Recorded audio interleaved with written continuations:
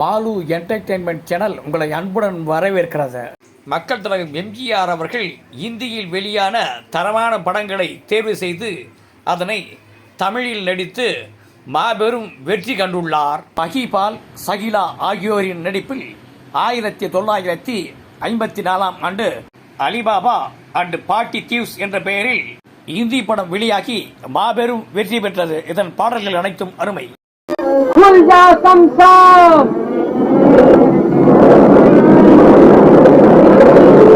இதே திரைப்படத்தை 1956 ஆண்டு அலிபாபாவும் 40 திருடர்களும் என்ற பெயரில் மாடர்ன் தியேட்டர்ஸ் நிறுவனம் தமிழில் தயாரித்தது. இதில் மக்கள் திலகமும் பானுமதியும் அருமையான நடிப்பை வெளிப்படுத்தியிருந்தார்கள்.